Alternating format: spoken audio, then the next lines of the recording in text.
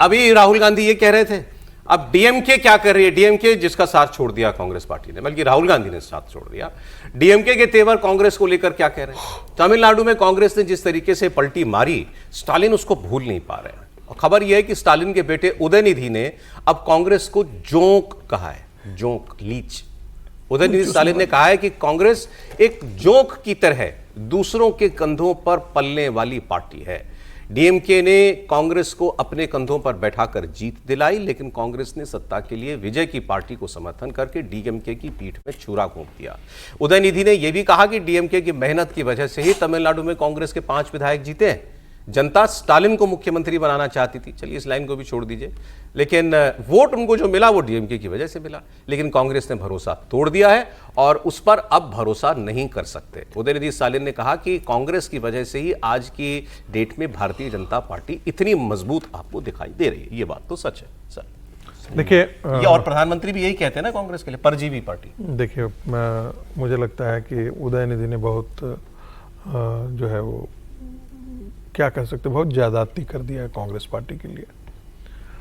अब वो बेचारा जो कहाँ रहा, किसका पी रहा है, सब तो उसका पी रहे हैं, कांग्रेस पार्टी का पी रहे हैं। लेकिन इसमें कोई दो राय नहीं है कि कांग्रेस पार्टी यदि दक्षिण भारत के अंदर तमिलनाडु में यदि थोड़ा कुछ भी है, 5 सीटें भी जीत करके आती हैं, 3 सीटें भी जीत करके आती हैं, यदि उसके सांसद जीत करके आते हैं, तो उसकी अपनी बदौलत नहीं है।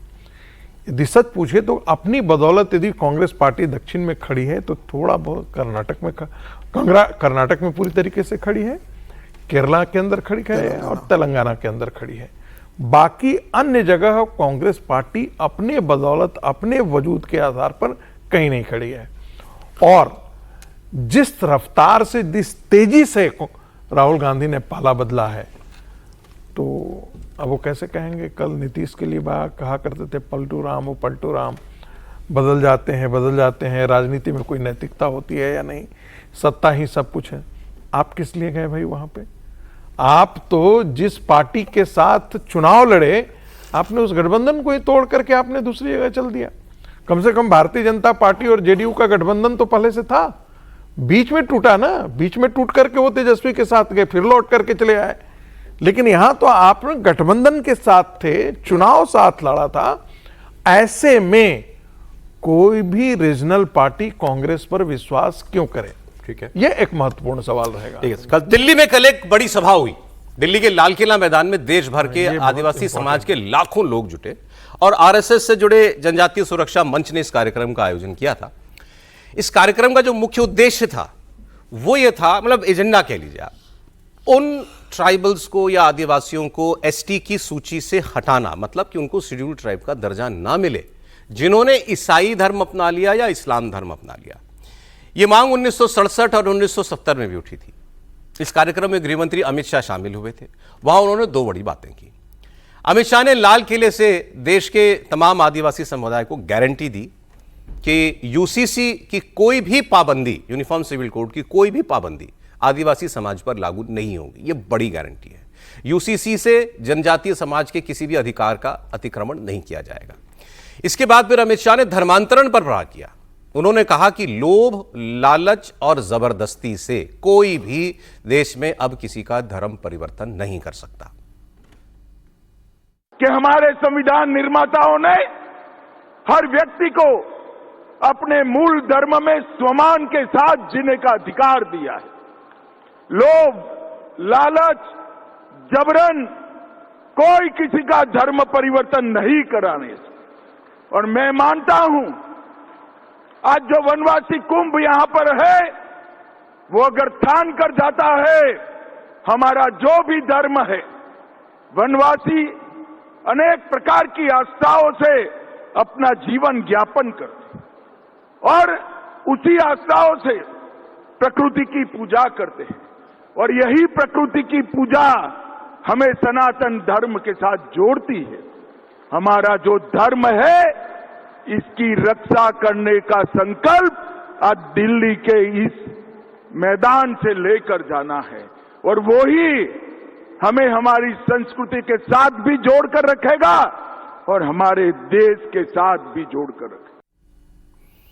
लाल किला मैदान में एक कार्यक्रम हो रहा था। सर मुझे ये बताइए कि इसके लिए इतना बड़ा कार्यक्रम, आरएसएस का कार्यक्रम था पहले तो, हाँ। और तो इतना बड़ा कार्यक्रम क्यों रखा गया? इस पर तो मेरे ख्याल से कोर्ट्स की टिप्पणियां भी आ चुकी है कि भाई जो धर्म परिवर्तन कर लेता है उसको लाभ नहीं मिलना चाहिए। बनवासी कल्याण आश्रम का एक कार्यक्रम था। दरअसल जो आप बोल रहे हैं वो एससी कैटेगरी में लागू होता है, एसटी में नहीं होता। एसटी में नहीं है। ओके। और मजेदार बात है कि क्रिश्चियन मिशनरी ने बहुत शानदार एजेंडा चलाया। क्रिश्चियन मिशनरीज ने 60s के दशक में एजेंडा चलाया कि ये जो एसटी कम्युनिटी है, ये हिंदू धर्म से इनका कोई जुड़ाव नहीं है, आप इनको सेपरेट रिलीजियस कोड दे दीजिए।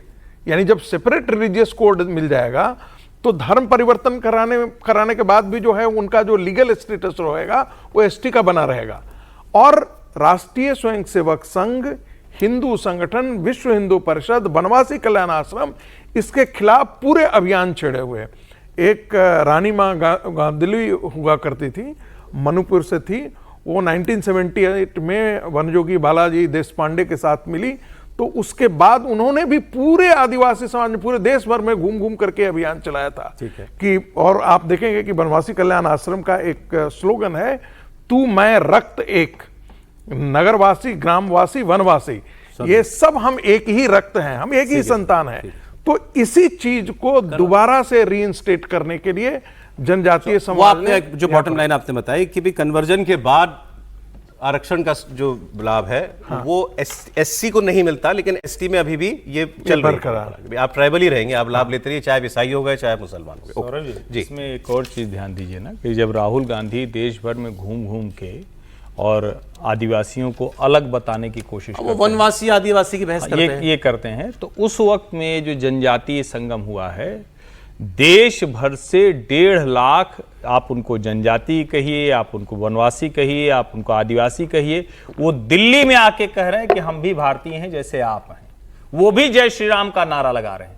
वो अपने पारंपरिक परिधान में आए हुए हैं इस चिलचिलाती गर्मी में। वो दिल्ली को बता रहे हैं कि जो तुम अलग अलग, तुम्हारी राजनीति दूसरी तरह से होती है, तुम हमको देश से बांटने की कोशिश करते हो, ऐसा नहीं है। तो इसको इस तरह से देखना चाहिए। और कई बार लोग पूछते हैं कि राष्ट्रीय स्वयंसेवक संघ करता क्या है, कई बार इस तरह के सवाल हो जाते हैं। ये राष्ट्रीय स्वयंसेवक संघ का ही जुड़ा हुआ संगठन है जो लंबे समय से इसकी तैयारी करके दिल्ली में आता है, और दिल्ली की सड़कों पर ये लोग जिन जिन इलाकों से, क्योंकि ऐसा नहीं कि सीधे जाके लाल किला पे इन्होंने कर दिया, दिल्ली के अलग अलग रास्तों से अपनी पारंपरिक वेशभूषा में गुजरे हैं, इसको भी समझना चाहिए। एक तरफ राहुल गांधी बांटने की कोशिश कर रहे हैं, संघ जोड़ने की कोशिश कर रहा है। मैं आपको बंगाल की 2 खबरें छोटी छोटी रह गई थी, वो मैं आपको बता दूं। ये एक महत्वपूर्ण बात है जो प्रोफेसर साहब ने कही कि जब वो कन्वर्जन हो तो उसके बाद आदिवासियों का स्टेटस नहीं मिले, जो एससी में, ओबीसी में, जैसे अभी शुभेंदु जी ने आते ही लिस्ट को ठीक ठाक किया ना, करेक्ट किया, रिजर्वेशन, ऐसा ही आदिवासियों को लेकर चल रहा है। दूसरा जो बड़ा भ्रम है जो क्रिश्चियन मिशनरीज ने किया, वो तो ये वाला था, हिंदू वाला, और ये बहुत लंबे समय कोशिश हुई कि उन्हें हिंदू ना माना जाए, मतलब ये पूरा कैंपेन ही ये चला। लेकिन दूसरा जो अभी बुलाने की वजह वो एक ये भी है, यूसीसी को लेकर भी बहुत सारा भ्रम आदिवासियों में फैलाया जा रहा है। आप देखिए अमित शाह जी का फोकस उस पर है, यूसीसी पर, कि भाई उसका असर आदिवासियों पर नहीं पड़ेगा। ठीक।